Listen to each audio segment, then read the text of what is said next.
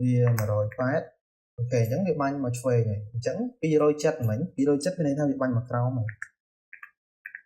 អូខេអញ្ចឹងរង្វិលជុំមកជុំអញ្ចឹងណាដល់ពេលយើងបូក90ទៀតវា360មានន័យថាវាបាញ់ស្ដាំវិញអញ្ចឹងវាមកជុំរង្វង់អញ្ចឹងកន្លែងហ្នឹងខ្ញុំសង្ឃឹមថាអ្នកនរគ្នាយល់អូខេកន្លែងប្រវែងនេះខ្ញុំបានប្រាប់ឲ្យយើងហើយហើយអាទី2នេះអាហ្នឹងគឺយើងឲ្យយើងចង់ឲ្យវាស្ដួចអញ្ចឹងណាអូខេខ្ញុំចង់ខ្ញុំស្រឡាញ់ស្ដួចអញ្ចឹង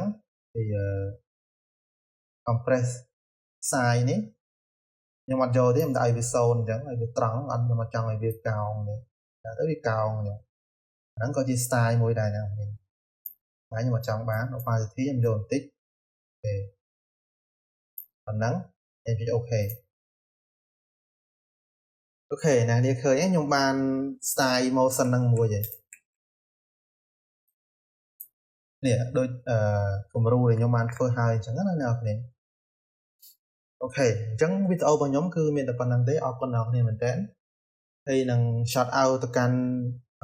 brother Heng នៅក្នុងវគ្គសិក្សាសតខរបស់ខ្ញុំដែលគាត់សួរតាក់ទងរបៀបធ្វើអញ្ចឹងណាសម្រាប់របៀបធ្វើខ្ញុំមាន plug in ដើម្បីជំនួយអញ្ចឹងណាហើយខ្ញុំបានតម្លាក់ឲ្យគ្នាយើងដូចគ្នាអូខេអញ្ចឹងកាលពីវីដេអូទី1ក៏ខ្ញុំបានប្រាប់អំពីរបៀបតម្លើង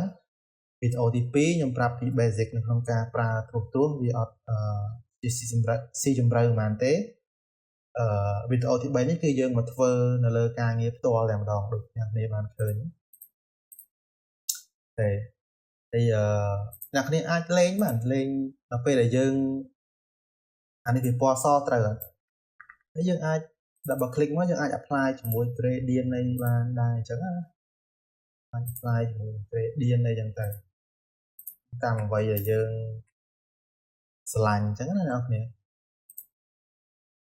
អូខេអញ្ចឹងវីដេអូរបស់ខ្ញុំគឺមានតែប៉ុណ្្នឹងទេអរគុណអ្នកគ្នាខ្លាំងមែនទែនសម្រាប់មើលវីដេអូមួយនេះហើយកុំភ្លេចយក plug in មួយនេះទៅប្រើប្រាស់នៅលើការងារជាក់ស្ដែងអ្នកនរគ្នាអត់មានចង្អល់អីផ្សេងអាច